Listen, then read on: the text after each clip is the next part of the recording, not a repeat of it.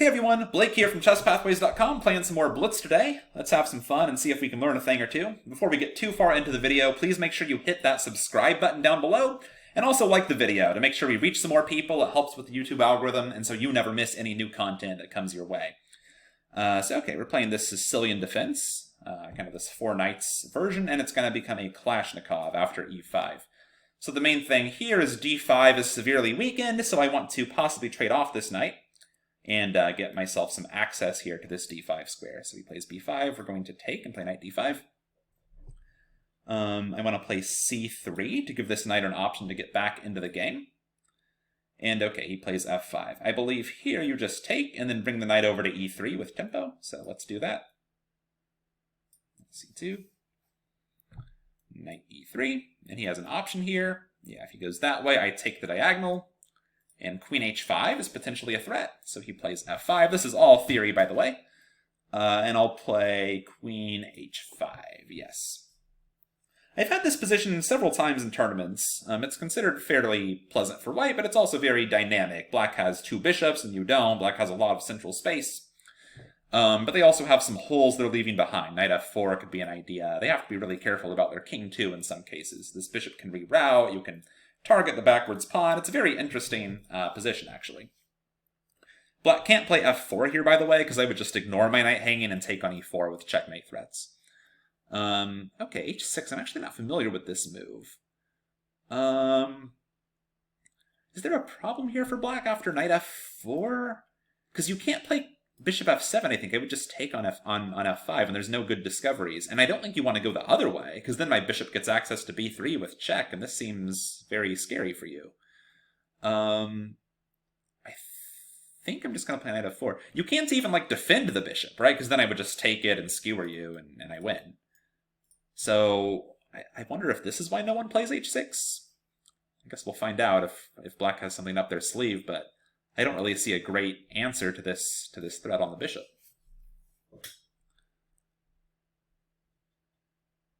I believe they often play knight e7 in that position to support f7, so they can actually meet this threat with bishop f7. Yeah, I'm just not sure black has an adequate response. I guess we should calculate. Yeah, so they can play that. I'm pretty sure we didn't just take. I don't see what threat they have. If they try to give some discovered attack, I'll just take e4, which comes with a checkmate threat. So this looks quite pleasant.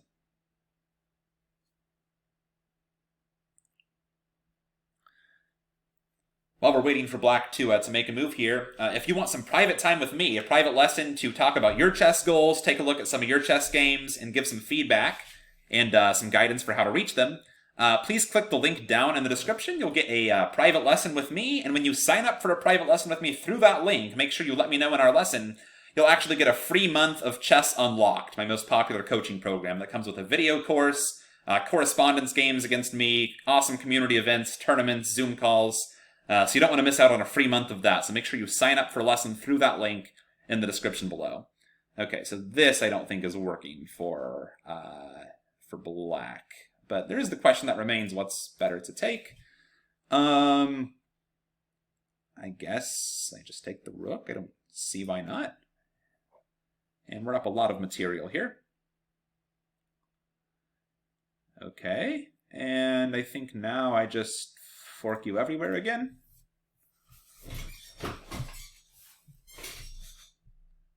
Oh, I see. I guess you just defend, and queen h7 is nothing too special. Okay, so maybe you survive the worst of it, but not without losing a piece, so I guess I just castle now. If you play rook e8, I might just take on a6. It comes with tempo. You don't have any great discoveries, I don't think.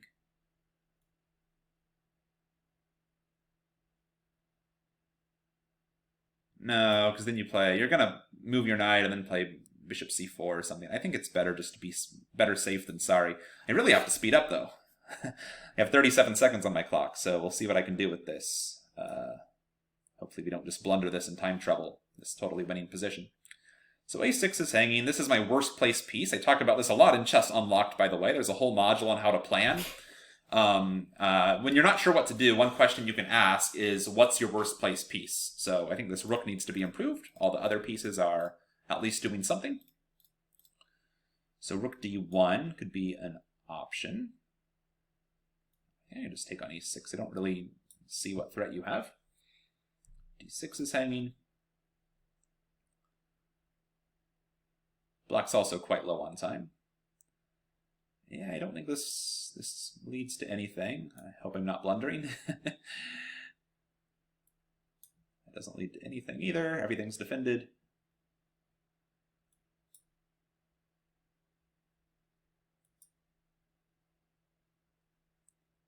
And I think black should be resigning. Probably give check. Yeah, there we go. Okay, interesting game. Let's take a look at this. I think black actually just made an opening mistake. So this is a very interesting line here, this Sveshnikov Sicilian. I have a whole video that covers it. You could type like chess pathway Sveshnikov, but don't do it now. Wait till the end of the video so you don't mess up the algorithm. So we get an open Sicilian, e5. So the main thing is e5 takes some space for black, and black has 2 pawns against 1 in the center, which is good, right? And if they could ever successfully like play d5 and bust it all open, that could be very good for them. But I really want to dominate this d5 outpost with my superior development. So they drive my knights to the side of the board. They threaten their forks and stuff. It looks like they're accomplishing stuff, which I guess you could argue they are. And now I just change the structure. I trade, force them to double the pawns, bring the knight to d5. So black's arguing like it's a good thing. They have the pair of bishops. They have 4 central pawns now against 1. They want to overwhelm me with pawns in the center. But, as I said, there's downsides with this too. The king gets a bit loose. The outposts open up, and it's surprisingly fast how fast things can fall apart here for black. For example, after knight f4, I think white's just winning here. There's bishop c4 that keeps black in the game. Interesting. Not the most pleasant move to have to play, though, to allow me to possibly take or something. I guess that might be their best choice, though. But yeah, h6 is not a very popular move. Let's check the database in this position. Yeah, as I mentioned, black often plays knight e7 to make sure that they can play bishop f7 without losing the f5 pawn. And I'm actually curious here. Yeah, I knew rook d1 was the next kind of theoretical move. I guess you can also try knight f4, but rook d1 makes sense, going after the d6 pawn. I'm actually not super booked up here. It looks like black has many options that are viable. They can play knight g6, they can play b4. That's interesting, a pawn sacrifice, trying to open up the bishop.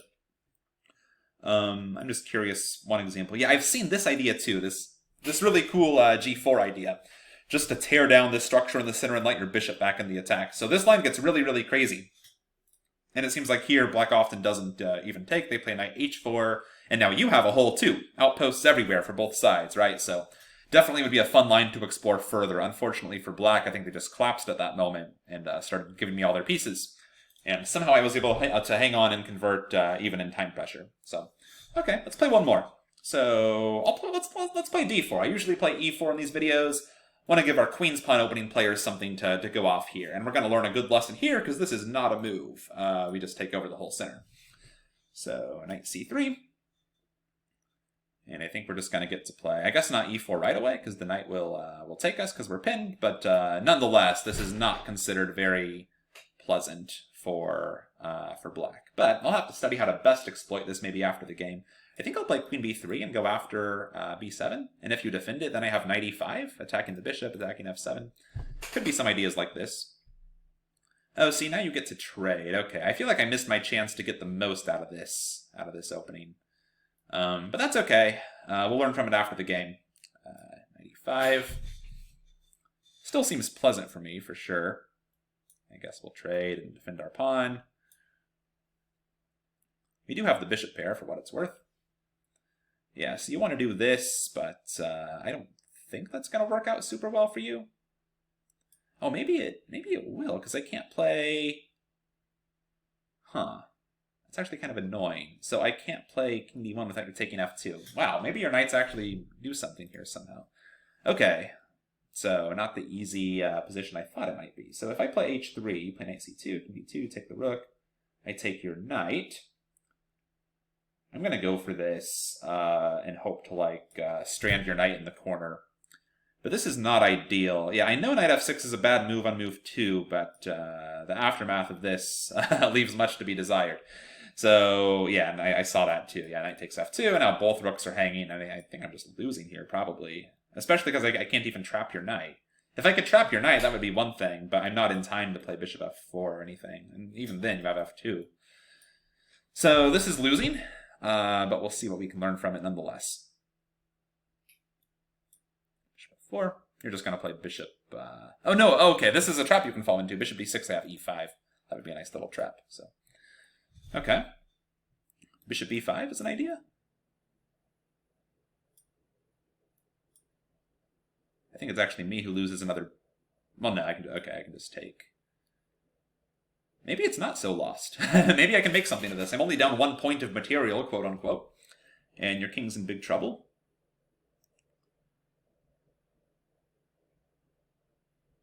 Okay, what if I just push my pawn?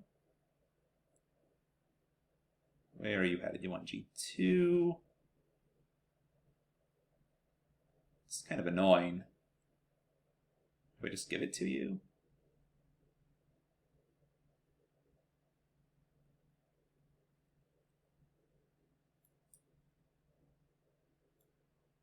That was a really dumb move. Why do I want to trade bishops? Okay, I guess I play rook g1. Yeah, this is bad. This is just all bad. You can't play that, right? This is a really sloppy game on both sides. What are you doing? Wow, okay, this is a total mess. We're going to go back and analyze after the game. Okay, Black just gave me all their pieces or something. Very, very sloppy. First of all, let's learn the lesson from the opening. So, Queen's Gambit, right? d4, d5, c4. Black should not play knight f6 here. They can play the Queen's Gambit accepted, the Queen's Gambit declined, the Slav defense, but when they play knight f6, white should just take. And if black takes with the knight, white's going to get the full center. If they take with the queen, they get chased around, and white's eventually going to play e4. Here, though, I was not able to make it work super effectively. So I can't play e4 now, right? Because you're just going to take me. I'm curious what the computer thinks is like the most optimal here. Yeah, I thought about bishop d2. Just break the pin, play e4. I don't know. I was trying to be too much of a optimist about this, hoping I could find some better square for the bishop than d2. But no, of course, bishop d2 makes the most sense. You're just playing e4 next and have a big center. But I try to get a little fancy about it. Let black possibly try to trade queens. I wonder if I should even avoid the queen trade. Just knight e5 right away or something. I guess that would make sense too. Oh yeah, just let them double your pawns and then you can play knight b5. They can't kick you away. That could be worth considering for sure. Trade, knight e5, take. I thought I was accomplishing something here, getting the bishop pair. Yeah, e3, knight b4. Now, what did I miss? Is there a way out of this mess? Oh, yeah, just rook b1. Oh, right, okay, rook b1, and they can't take on a2, because then you come right back and they're pinned to the rook. Yeah, h3 just doesn't work. I just forgot they play knight f2, knight c2, and then knight f2, and it's a big disaster, so. h3 is the blunder. And there's no way I should be getting back in this game. But black allowed me to. So here's the trap I was mentioning. If he plays bishop d6 here, nice little trap where I play e5. And there's 2 pieces hanging. I'm actually curious, how is this... Why is it showing that it's actually not that horrible for me? I guess I'm just winning so many pawns and your king's in trouble. Is e6 a bad move for him? Very bad, it says, just because it allows bishop f4, I guess. It wants to play c6 and save this pawn. This pawn's actually important. If black loses this pawn, then he can't block the checks. He's left with isolated pawns, so he should definitely play c6 and not allow the bishop f4 tactic. Bishop f4, take, check. I wonder if it thinks I'm... Yeah, it thinks I'm better here, surprisingly. And then, yeah, bishop f4 is a total garbage... Or, sorry, bishop c5 is a total garbage move. I don't know why I played it. This is how Blitz goes sometimes, right? I was frustrated with this situation, where I can't really defend the g2 pawn so effectively, so I just wanted to give a check. And the check is, of course, totally stupid and just trades a piece and uncramps black's development and is very, very bad. So good lesson, because this is how a lot of wrong thinking goes in games. I'm hopefully to the point where I don't make that kind of thing in a tournament, but in Blitz, your worst instincts can come out. And now black is probably just winning until they give me all their pieces, and now I'm winning. So classic example of a sloppy Blitz game finish, but hopefully some good lessons from that one. Again, drop a comment down below. Let me know what you think of these games, if you learned anything insightful that others could benefit from. And please make sure you click that link and sign up for a lesson with me. I'd love to help you get better at chess. Talk to you soon. Thanks.